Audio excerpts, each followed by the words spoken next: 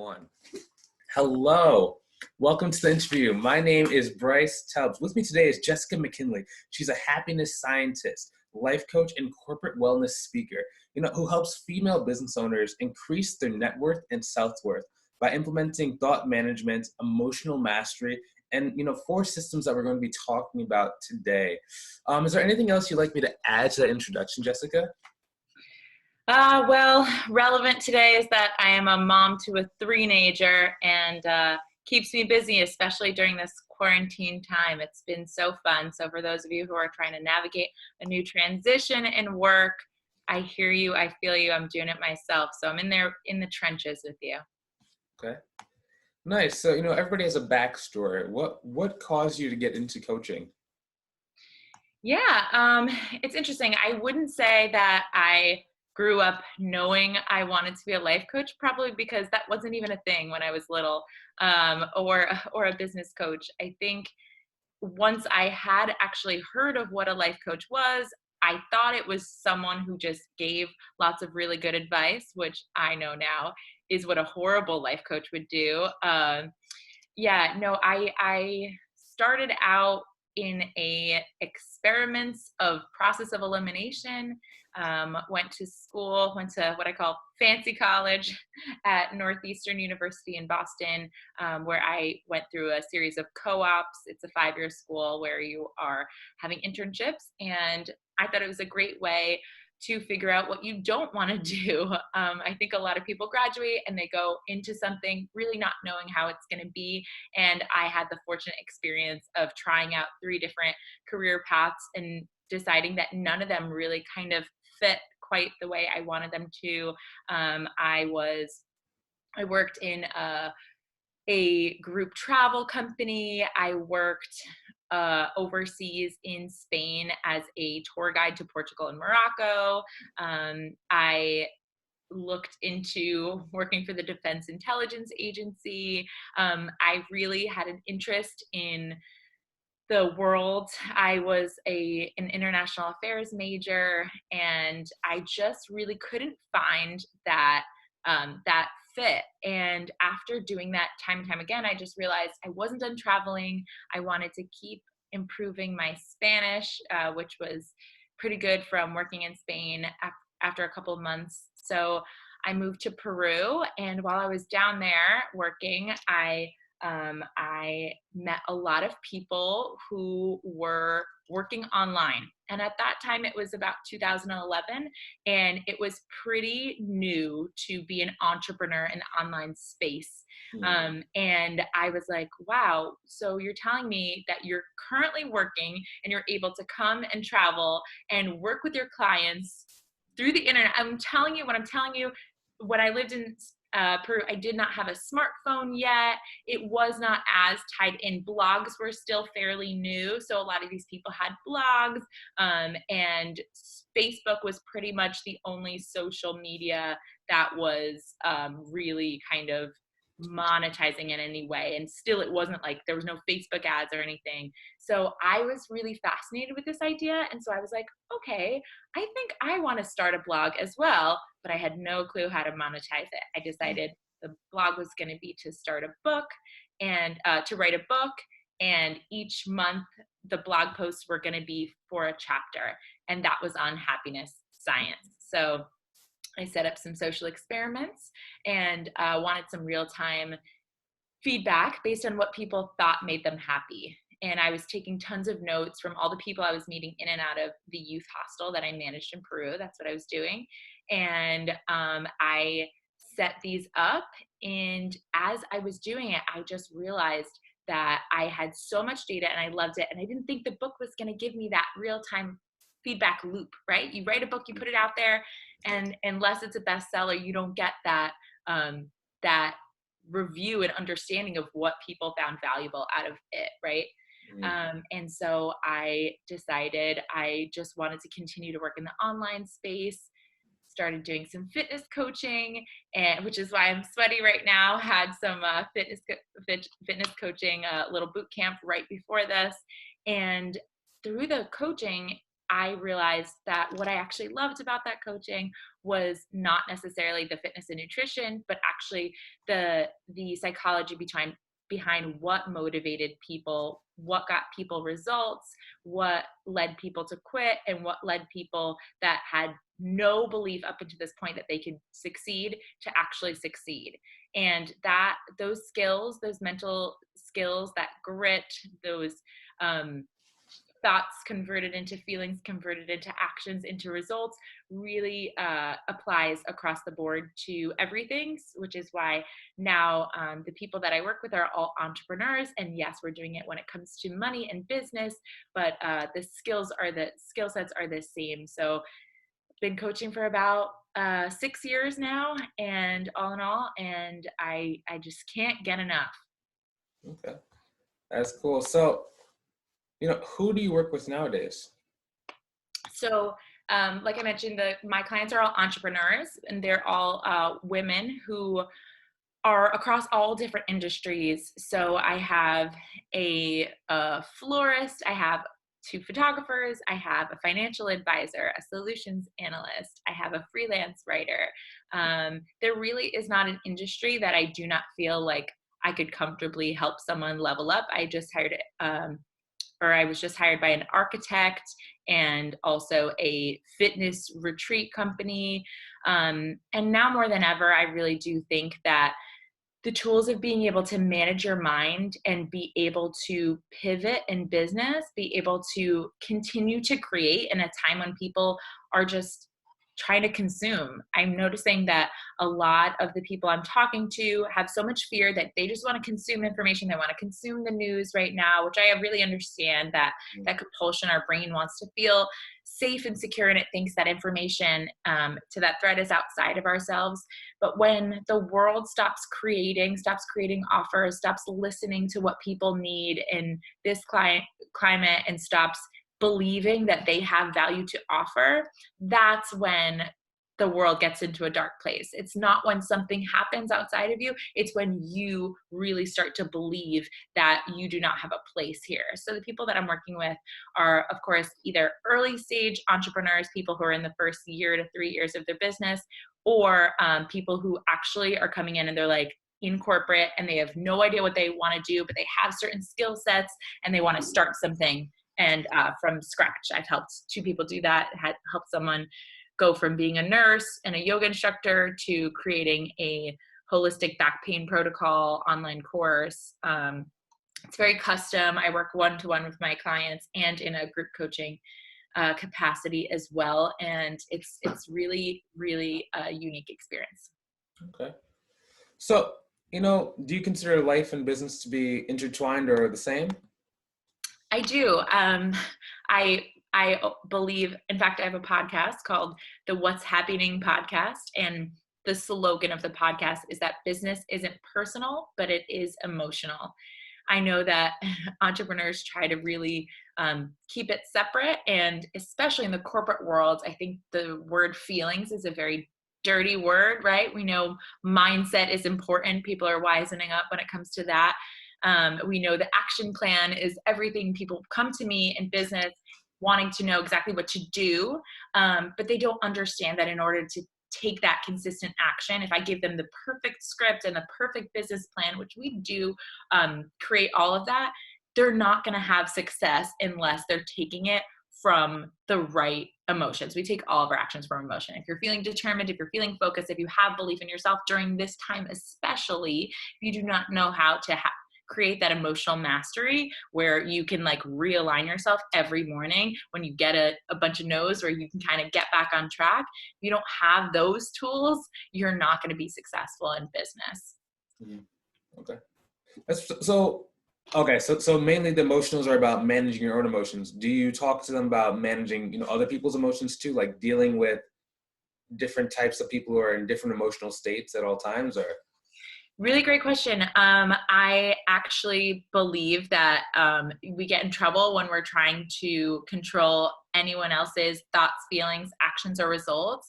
I say that, of course, if you're focused on your own thoughts, feelings, actions, and results, and you're showing up the way that you want to show up, regardless of how anyone else is behaving, you're going to get a much better result in terms of their emotional state and your emotional state than when you actually try and control other people. Because we can't control the humans. We think we can, but we get in a lot of trouble when it kind of will show up in terms of people pleasing, which is never great when you're really saying yes to someone else at the expense of yourself. And then usually they're not happy anyway.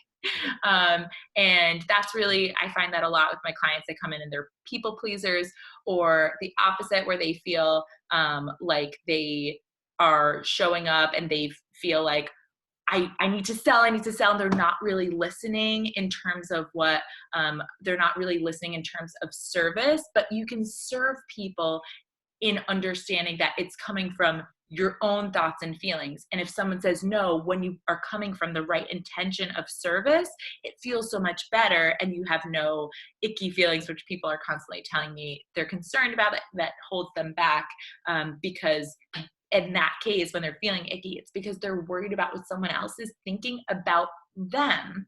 And then in turn, we're missing the focus on the value and on how you can really powerfully help them and lean in.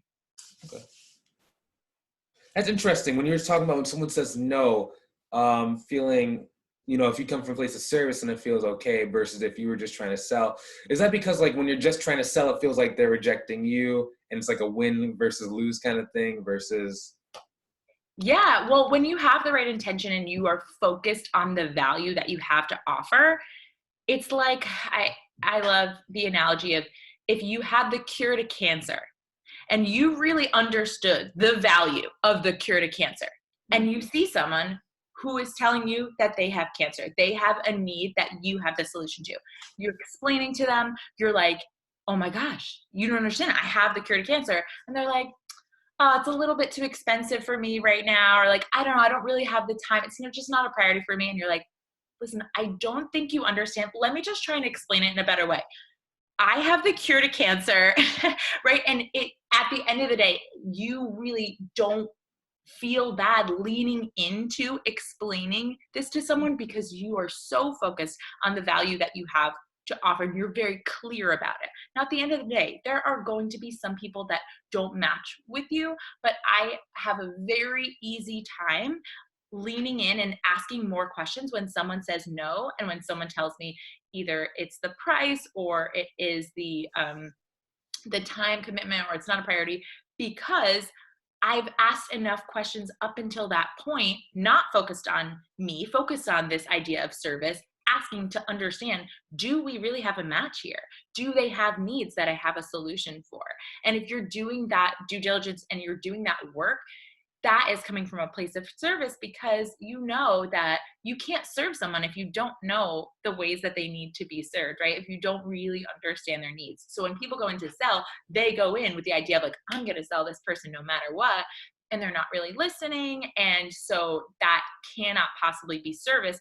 Even if they tell you no, doesn't mean that you cannot continue to dig deeper with them and figure out like, is this really something that's true, or is it coming from a scarcity mindset, or whatever the real reason is. You can always do that from a great place when you feel like, at the end of the day, I also always have my free value that I'm adding, in terms of the podcast and everything. So if I'm offering them my services and it really, really just, the timing isn't right, or they're just not ready to get there yet, which you can't control. Of course, I'm not trying to control anyone else's thoughts or feelings about it.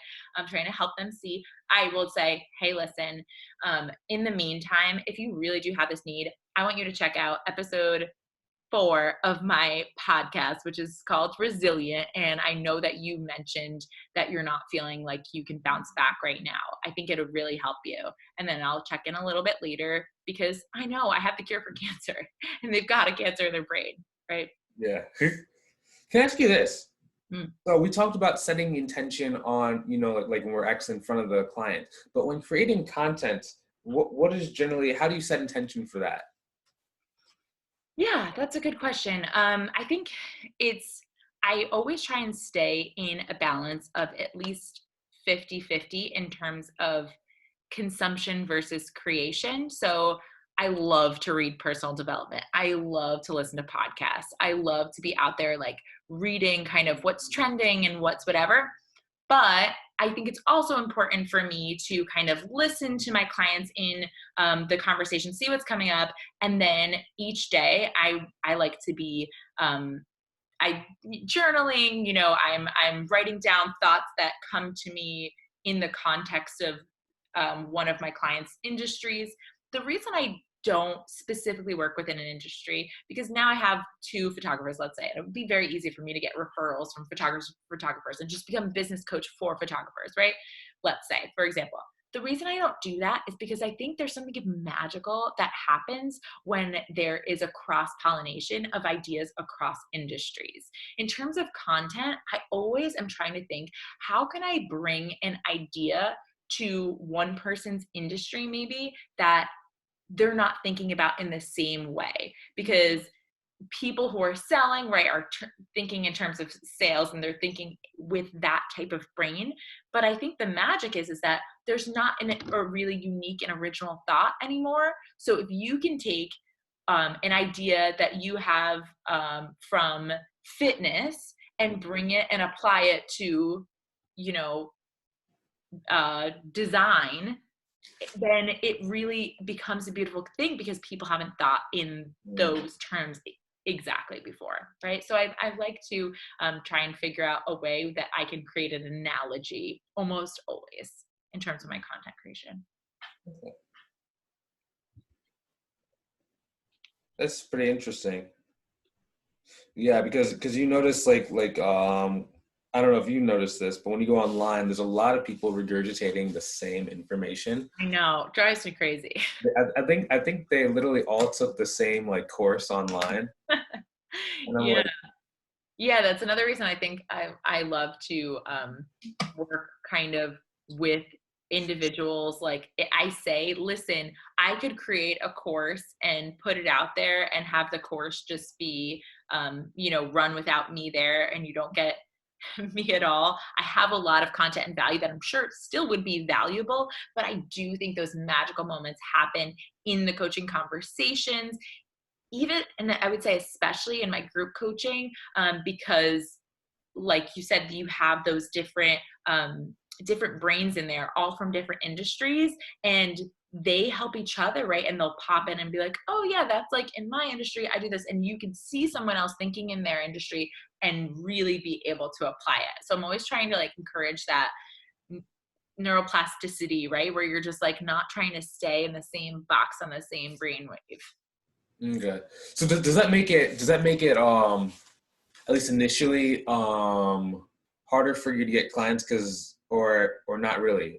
Because that's a big debate. Yeah, no, I would say that as a coach, I do believe in coaching. I think never trust a coach who doesn't have a coach. And I have a business coach, I have a fitness coach, I have a life coach, I have all of the coaching, and it's always the best money I spend every month. And I've invested in business coaches who really, really are like, listen, like stick with one model, put it out there, you're overcomplicating things.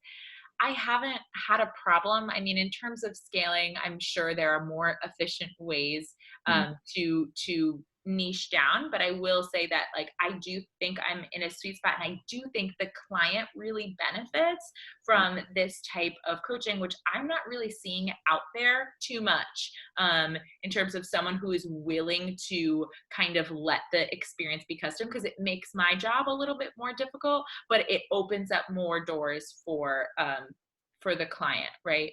Mm. And yeah, in terms of when people come to me, I think that most people will sign on with me after having that first mini clarity call, and it's a little bit more difficult for them to understand exactly whether we'll be a good fit until they get to that point, because it is kind of a little bit more custom and vague what I do, and the way that I help one of my clients might be completely different than the way that I would be able to help someone who's watching this, right? Mm. So what do you? Well, then again, what do you mainly help them get? Because if each industry is slightly different, do you offer a different kind of thing that you provide to each one? No, because the thing that I'm offering essentially is thought management and mind management. And what you mentioned was that I have certain tools that I help all coaches apply, all business owners apply. So those tools are scheduling, which I have a very specific way that I help all of my clients schedule. I have incredible testimonials on this because a lot of my clients, they think they're very organized and scheduled, but I like to say that I want to make sure that your calendar reflects your core values, so that the way we schedule first is that your personal life and your leisure go on there first, so that they don't go out the window. I think when a lot of entrepreneurs first start their jobs, or I have a lot of people that come to me after they first like start a brick and mortar business, and they just like feel like they're running around with like a chicken with their head cut off. That's very common. They feel like they lose their life a little bit, and they become completely dived in, and their family, it goes on the back burner, all those things. So the scheduling is for everything, business and personal. The second tool is budgeting. So I train them on, also similarly to, I want your calendar to reflect your core values. I want your spending and your saving and every dollar that you spend to reflect your core values, so that it's even, so that you're not just, so that you really understand, okay, how much of my money do I want to reinvest into my business? How much of my money do I want to spend on pure pleasure and joy? How much do I want to spend on my expenses? And really, so that you can see it. I feel like most people, they think they know, and they just have no clue. So those two main tools really apply to all industries. It doesn't matter what you're in. Then the third one is policies. So this is both personal and professional. When people, it's designed to be when people run into a problem, either in their business or their personal life, they don't necessarily systemize it. So you're creating a book of policies, so that you are learning from your mistakes and you're making sure. So for example, one of my clients, she owned a brick and mortar store, and she was having people come in all the time asking her for donations. And she was like, I'm starting to hate Boy Scouts. Like every time I see anyone who's a do-gooder, they come in my store. I'm like, no, because she either feels like if she says no, she's a bad person, or if she says yes, she's going over budget and she's like running her business into the ground, right? And so I said, okay, well, how much would you like to spend a year? And she's like, okay, maybe $1,000. So I was like, okay, so you have a budget of $1,000. You have a policy. So then once you hit that policy, you said, oh, I'm sorry, our donation budget has already been allocated, blah, blah, blah. Then she ran into a new problem where she just said yes to everyone who came in, and then she was done by March with $1,000. And I said, okay, so instead now going forward next year, we're going to do $250 per quarter. Then the problem was, okay, people wanted this type of donation. She doesn't want to do cash. She wants to do just gift cards towards her shop, whatever it is. And those policies allowed her to like grow into an issue where like now she can feel so wonderful about helping. And like I said, that emotional mastery where you're not trying to manipulate and control other people being able to come and ask you a question because of how you think it's going to make you feel. The problem was her thoughts about it. And now she feels good because she has a clear thought that is now been turned into a policy in her business that she can stand behind and have her own back on. Mm. Okay. So I find that sets my clients back a lot when they don't have that. And then and now I have 6 main tools, but the fourth tool is I call Air, Land, and Sea Action Plan. So I know probably since you see in the LinkedIn world, everyone's always regurgitating these same terms. I was seeing massive action all the time. You can't just take passive action, you have to take massive action. You hear that, right? And I felt my clients were telling me that they were showing me through their actions that they really didn't understand what massive action was. It just seemed too vague, right? They were like, I feel like I'm taking massive action, but yet I'm not getting the result. And I'm like, no, if you were taking massive action, you would be taking action until you get the result that you desire, right? That's what massive action is. Mm. And so I was like, okay, we need to think of a different way to attack this. And so we have Air, Land, and Sea. And I'm not going to go into exactly what this tool is, but basically it's 3 different ways for you to ask yourself, for you to look at a problem so that you are presenting yourself with basically like almost 25 different solutions to solving the same problem, so that there's no possible way that you do not get the result that you want. When people tell me that they do not get the result, all I have to do is say, okay, we did Air Engine C. Did you do all of those things? And the answer is always no. They just didn't take all of the actions they needed to take. And if they want to get the result, they just need to take all the action. That's as simple as that. Nice. Excellent. So how can people find out more about you? So you can go to my website at www.whatshappening.com. That's WHATS happy, HAPPYNING.com. I have also a podcast, which is the What's Happening podcast. That is catered towards entrepreneurs, but really all sorts of people. Even if you don't own a business or you just have a corporate job, it is about teaching you how to create emotional mastery. Every episode goes into a specific emotion that I hear come up in my client calls, and we talk about what thoughts are creating that emotions, what actions and behaviors people are taking when they're in that emotional state, and how to cultivate it if you don't know how to feel that. So if you don't know how to feel motivated and you don't know how to feel confident, or if you're feeling paralyzed and stuck and you don't know how to get out of that, I just did an episode on that. So yeah, definitely go and check out the podcast or check out the website. I'm currently offering, because of everything that's been going on in Corona, I'm offering free 20-minute mini sessions. So like I said, if you're just feeling stuck and you would love some coaching to kind of get out of your own way, that is what I do. I specialize in helping people get out of their own way. Okay. That's nice. I like that. Excellent. So thank you so much for, doing this interview. I really appreciate your time. My pleasure. I'm glad our schedules finally lined up so we were able to do it. I know. Apologize for all the rescheduling. Appreciate your flexibility. Yeah. Excellent. So if you guys would like more content just like this with, people who are moving their lives forward, who are, cultivating other people and showing them how to get a better life, I recommend you go join my group called Uncapped Growth Strategies. It's going to be a link either above or below, depending on where you see this video. Hopefully you enjoyed watching this video as much as we enjoyed creating it. Have a great day, guys. Talk to you soon. See you later.